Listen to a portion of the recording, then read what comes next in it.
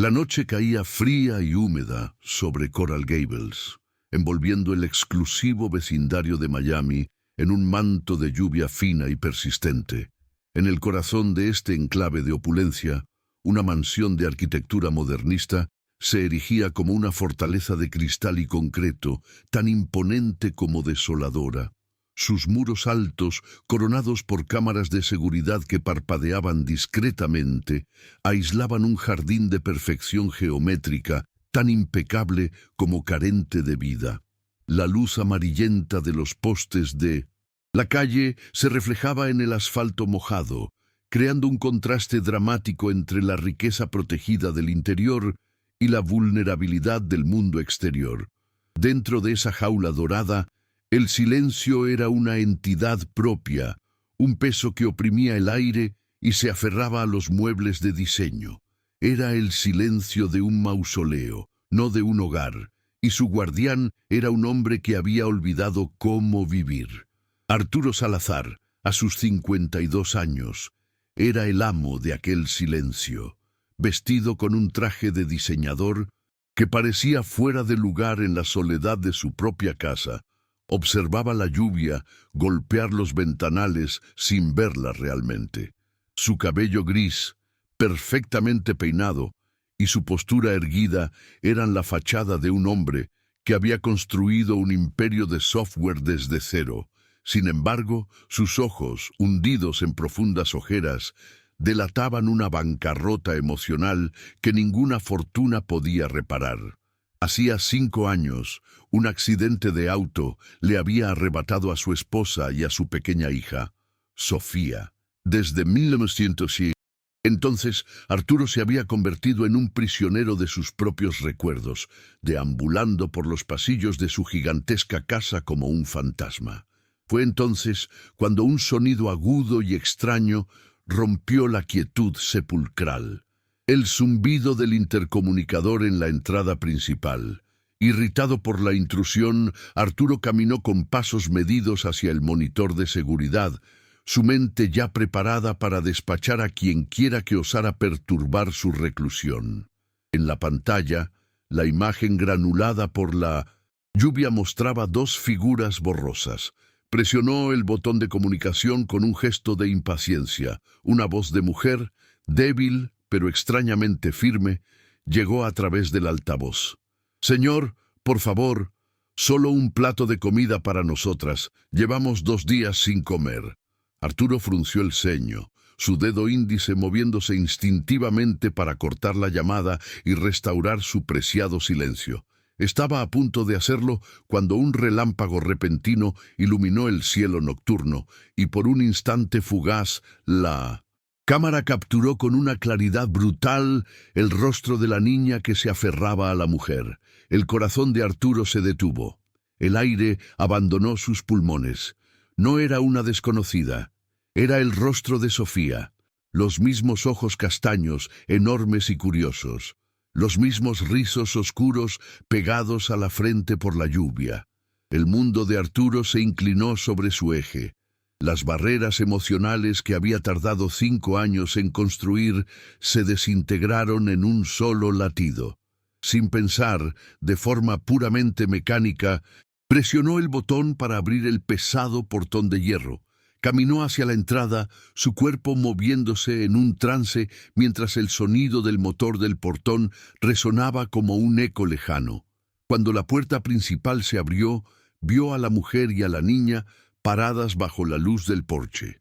La niña, Lía, levantó la vista hacia él, y en ese momento, Arturo no vio a una extraña pidiendo ayuda. Vio el fantasma de su esperanza, la personificación de todo lo que había perdido, parada en el umbral de su tumba. El silencio de la mansión, antes una presencia opresiva, ahora parecía contener la respiración, expectante. Arturo las guió a través del vestíbulo de mármol frío hacia la cocina, un espacio de acero inoxidable y superficies blancas, tan vasto y estéril como un laboratorio.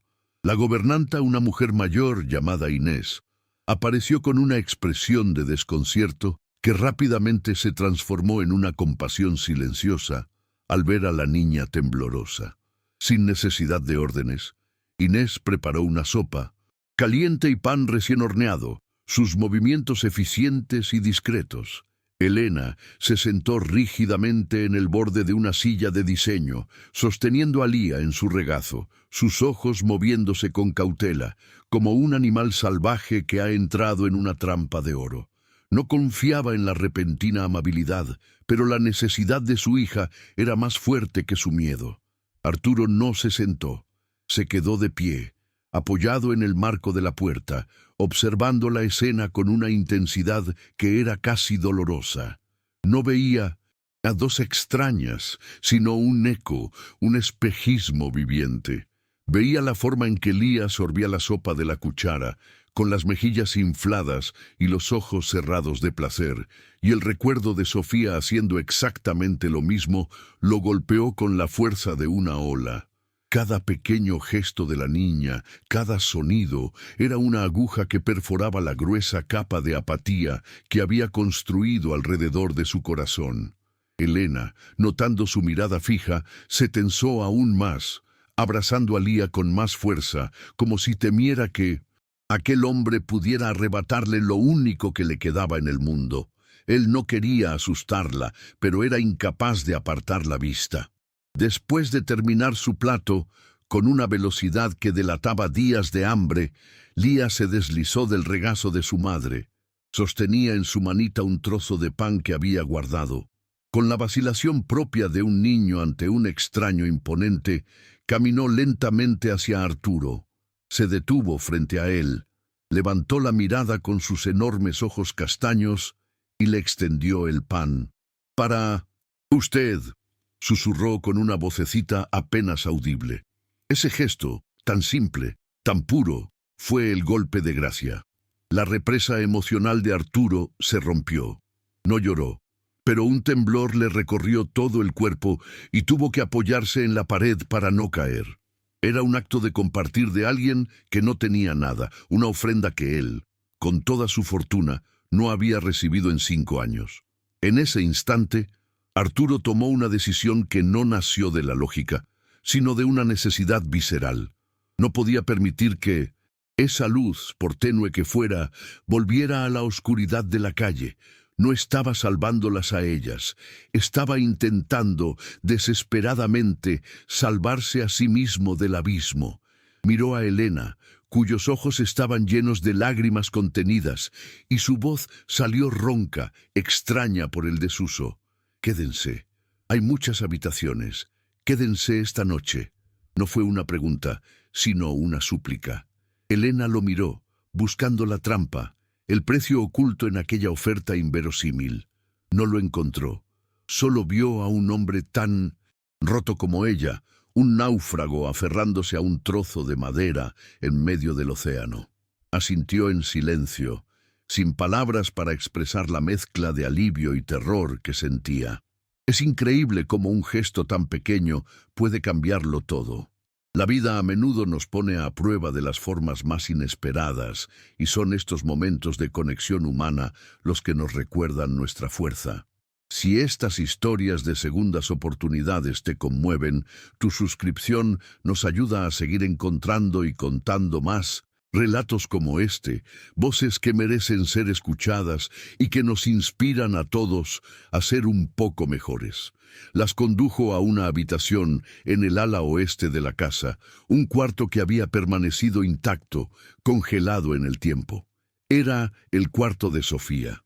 Las paredes eran de un suave color lavanda, y una colección de animales de peluche observaba desde una estantería. Arturo se detuvo en la puerta, incapaz de entrar. «Pueden usar esta», dijo, su voz ahogada. «El baño está al fondo». Elena entró con Lía en brazos, que ya se había quedado dormida, agotada por el frío y la emoción. Al ver el cuarto, Elena comprendió el dolor de aquel hombre, la razón de su mirada vacía. No era un benefactor, era un compañero en el luto. Dejó a Lía suavemente sobre la cama, la arropó con el edredón de dibujos de estrellas y se sentó a su lado, sintiendo por primera vez en mucho tiempo el peso de un techo seguro sobre su cabeza. Los días siguientes se convirtieron en una extraña rutina. Elena, con una dignidad silenciosa, ayudaba a Inés en la cocina y la limpieza, negándose a ser una simple invitada. Lía, con la asombrosa resiliencia de los niños, comenzó a explorar la gigantesca casa. Sus risas ocasionales eran como campanadas que rompían el hechizo fúnebre del lugar. Arturo mantenía una distancia cautelosa, observándolas desde lejos. Se sentía un impostor en su propia casa, un voyeur de una vida que no le pertenecía. La culpa lo carcomía. Estaba usando a esa niña para llenar el vacío que dejó Sofía. Era justo para ella, para Elena, para la memoria de su propia hija. El miedo a volver a sentir afecto, a abrirse a la posibilidad de una nueva pérdida, era una barrera casi insuperable. Sin embargo, la presencia de Lía comenzó a erosionar sus defensas. Un día, mientras Arturo trabajaba en su despacho, rodeado de gráficos y proyecciones financieras que ya no le importaban, la niña entró sigilosamente y le dejó un dibujo sobre la mesa. Era un retrato torpe de un hombre alto y triste, junto a una niña sonriente, bajo un sol amarillo brillante. Ese simple papel se convirtió en el objeto más valioso de su oficina. La dualidad de sus sentimientos lo estaba volviendo loco. Por un lado, la esperanza renacía en su interior, pero por otro, una voz le susurraba que todo era una ilusión, una traición a su pasado. Movido por una mezcla de protección y una necesidad paranoica de control, tomó una decisión. Descolgó el teléfono y llamó a un investigador privado que había usado en el pasado para asuntos corporativos. A veces, para proteger un futuro, hay que remover el pasado, por más doloroso que sea. Es un camino difícil y a menudo solitario, donde cada paso hacia adelante parece desenterrar viejos fantasmas. Si quieres seguir acompañando a quienes lo recorren, a quienes luchan por reconstruir sus vidas desde las cenizas, considera suscribirte para que no nos falte la voz para contar estas batallas silenciosas. Le pidió al investigador, un hombre llamado Márquez, que averiguara todo sobre Elena. Lo disfrazó como una simple verificación de antecedentes por seguridad, pero en el fondo, Arturo buscaba respuestas a una pregunta que no se atrevía a formular. ¿Por qué el universo le había enviado un fantasma tan perfecto de su hija a su puerta? Los primeros informes de Márquez confirmaron la historia de Elena. Estaba huyendo de un exmarido, Ricardo Vargas, un hombre con un historial de violencia y comportamiento controlador. Había perdido su trabajo, su apartamento y a sus amigos por el acoso constante de él. La historia solo aumentó el instinto protector de Arturo. Se aseguró de que las medidas de seguridad de la mansión estuvieran al máximo, convirtiendo su hogar en una fortaleza aún más inexpugnable. Mientras la investigación continuaba en secreto, el vínculo entre Arturo y Lía se profundizaba de forma natural. Él comenzó a leerle cuentos antes de dormir, usando los mismos libros que le leía a Sofía. Su voz, al principio temblorosa y cargada de recuerdos, fue ganando calidez con cada página. Lía, a su vez, parecía entender su tristeza sin necesidad de palabras. A menudo se sentaba a su lado en silencio, simplemente apoyando su pequeña cabeza en su brazo mientras él miraba por la ventana. Elena observaba esta interacción con una mezcla de gratitud y aprensión. Veía cómo el color volvía al rostro de Arturo, cómo la rigidez de sus hombros se relajaba, pero también temía el momento en que la realidad irrumpiera en esa frágil burbuja que habían creado. Una semana después, Márquez llamó de nuevo. Su tono era diferente, urgente. «Señor Salazar, tengo que verlo en persona. Hay algo que no cuadra». Se encontraron en una cafetería discreta en Coconut Grove. Márquez le entregó un sobre. Dentro había una fotografía de Ricardo Vargas y un expediente. «Vargas no es un desconocido para usted», dijo Márquez con seriedad. Arturo miró la foto y el mundo se detuvo por segunda vez. El rostro del hombre le era vagamente familiar. Luego, leyó el expediente. Ricardo Vargas había sido ingeniero de software en su empresa. Lo había despedido personalmente hacía poco más de 5 años por un grave caso de fraude corporativo, justo 3 semanas antes del accidente que le arrebató a su familia. La coincidencia era tan monstruosa, tan imposible, que le robó el aliento. El regreso a la mansión fue un viaje a través de un túnel oscuro, con los faros del auto cortando la lluvia torrencial que ahora azotaba Miami. Arturo conducía en un silencio absoluto, las palabras de Márquez resonando en su mente como un eco infernal.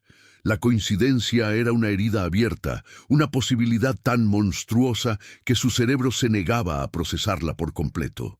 Al entrar en la casa, encontró a Elena leyendo en voz baja un cuento a Lía en el sofá de la sala principal, bajo la mirada serena de los retratos de Sofía. La escena era de una paz tan frágil, tan preciosa, que un terror helado le recorrió la espalda. Fue entonces cuando el sonido de un cristal rompiéndose en el ala este de la casa hizo eco como un disparo. El sistema de seguridad, que había sido su caparazón contra el mundo, había sido violado. La pesadilla acababa de cruzar su umbral. Ricardo Vargas apareció en el arco de la sala, empapado, con los ojos inyectados en sangre y una expresión de odio que había fermentado durante 5 largos años. No era el ingeniero de software que Arturo recordaba vagamente, sino una bestia acorralada por el fracaso y la obsesión. «Así que aquí te escondías», siseó, su mirada clavada en Elena, quien instintivamente se levantó y puso a Lía detrás de ella. Luego, sus ojos se posaron en Arturo, y una sonrisa torcida y llena de veneno se dibujó en su rostro. «Y con él, con el hombre que me lo quitó todo. Qué irónico que termines en la jaula dorada del arquitecto de tu desgracia». El aire se volvió denso, pesado, cargado con la electricidad de una confrontación inevitable. Lía comenzó a llorar en silencio, aferrada a la pierna de su madre, sintiendo el peligro sin entenderlo. El veneno de Vargas no se detuvo ahí. Se deleitó en la confusión y el miedo de Arturo, saboreando su momento de poder. Te preguntas cómo las encontré, ¿verdad? Te preguntas qué tan grande es la coincidencia. No hay ninguna coincidencia, Salazar. Dio un paso adelante, su voz bajando a un susurro conspirador y letal.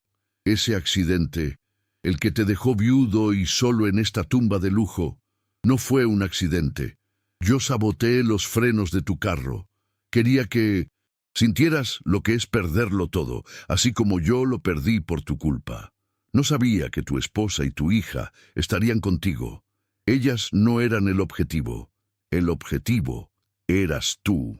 Cada palabra fue un martillo golpeando los cimientos del mundo de Arturo, demoliendo 5 años de luto y reemplazándolos con una furia blanca y pura que nunca había conocido. Por primera vez en 5 años, el fantasma del dolor no paralizó a Arturo. Lo encendió. El hombre que había sido una sombra en su propia casa se enderezó, y en sus ojos ya no había un vacío, sino una llama protectora. Se movió con una velocidad que sorprendió a Vargas, interponiéndose físicamente entre él, Elena y Lía. La tristeza que lo había ahogado durante media década se transformó en una fuerza indomable. Miró directamente a los ojos del monstruo que había creado su infierno, y su voz, cuando habló, no fue la de un hombre roto, sino la de un padre defendiendo su territorio. «Me quitaste a mi hija una vez», dijo, su voz temblando de una rabia contenida y gélida. «No me quitarás la única oportunidad que tengo de volver a vivir». En ese instante, Arturo dejó de ver a Lía como un eco de Sofía.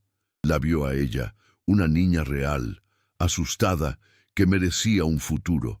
Honrar a su hija perdida ya no significaba llorarla en silencio, sino luchar por la vida que tenía delante. La declaración rompió el hechizo de Vargas. En su estupor, Arturo se abalanzó sobre él. La lucha fue breve, torpe y desesperada, no la de dos combatientes, sino la de un hombre que no tenía nada que perder contra otro que lo tenía todo por proteger. El sonido de las sirenas de la policía, alertadas por la alarma silenciosa, comenzó a crecer en la distancia. Una promesa de que la larga noche de Arturo Salazar por fin estaba llegando a su fin. Sometió a Vargas en el suelo de mármol y mientras Elena corría a abrazar a Lía, él se quedó allí, sin aliento, sintiendo por primera vez el peso de una victoria, no de una pérdida. La llegada de la policía fue el punto final de un capítulo oscuro y el comienzo de una justicia largamente esperada. Ricardo Vargas fue arrestado sin oponer más resistencia. Su confesión grabada por el sistema de seguridad de la mansión se convirtió en la pieza central de un caso que sacudió a la élite de Miami. La revelación del sabotaje no solo reabrió la investigación sobre la muerte de la familia de Arturo, sino que también expuso el historial de abuso de Vargas, dándole a Elena la oportunidad de cerrar para siempre la puerta a Sid Cynthia. Su pasado. Para Arturo, no hubo un grito de victoria ni un deseo de venganza. Solo hubo un profundo y abrumador alivio. La sensación de que una pesada lápida había sido finalmente retirada de su alma, permitiéndole respirar por primera vez en 5 años. La justicia no le devolvió lo que había perdido, pero le entregó la paz necesaria para empezar a construir algo nuevo. Los meses que siguieron fueron de una transformación silenciosa, pero radical, con el consentimiento total y agradecido de Elena. Arturo inició el proceso legal para adoptar a Lía, no como un reemplazo, sino como una hija a la que amaría por quien era. La mansión, antes un mausoleo de mármol y cristal, comenzó a llenarse de vida. Las risas de Lía resonaban en los pasillos que antes solo conocían el eco de la soledad. Los dibujos infantiles, llenos de soles amarillos y figuras sonrientes, fueron pegados con orgullo en el refrigerador de acero inoxidable. Inés, la gobernanta, sonreía más en una semana que en los 5 años anteriores. Arturo, Elena y Lía se convirtieron en una familia, forjada no en la sangre, sino en la resiliencia compartida y en la milagrosa segunda oportunidad que se habían dado mutuamente, demostrando que un hogar no se construye con paredes, sino con amor. Arturo Salazar, el titán de la tecnología, tomó la decisión más importante de su vida. Vendió su multimillonaria empresa de software, un imperio que había construido con una ambición que ya no reconocía. Con la totalidad de su fortuna, creó una nueva entidad, un legado que tendría un significado real. Nació la Fundación Sofía y Lía, una organización sin fines de lucro dedicada a proporcionar refugio seguro, asistencia legal y programas de reinserción laboral para mujeres y niños que huían de la violencia doméstica en todo el país. El nombre de la fundación era un puente entre su doloroso pasado y su esperanzador futuro, un testimonio de que el amor por la hija que perdió se había transformado en la fuerza para proteger a miles de niños como la hija que había ganado. Su dolor no desapareció, pero encontró un propósito más grande que él mismo. La mansión en Coral Gables ya no era una fortaleza, sino un santuario. El jardín geométrico fue reemplazado por un espacio lleno de flores silvestres y un columpio donde Lía pasaba las tardes. Arturo aprendió que el corazón humano no tiene una capacidad limitada para el amor. Al contrario, se expande con cada nueva conexión. Descubrió que la mejor manera de honrar a los que se han ido no es aferrarse a su ausencia, sino vivir plenamente la vida que ellos ya no pueden. Historias como la de Arturo, Elena y Lía nos recuerdan que incluso de la ceniza más oscura puede nacer la luz. Gracias por acompañarnos en este viaje. Tu suscripción es lo que nos permite seguir compartiendo estas poderosas pruebas de que la esperanza siempre encuentra un camino para florecer.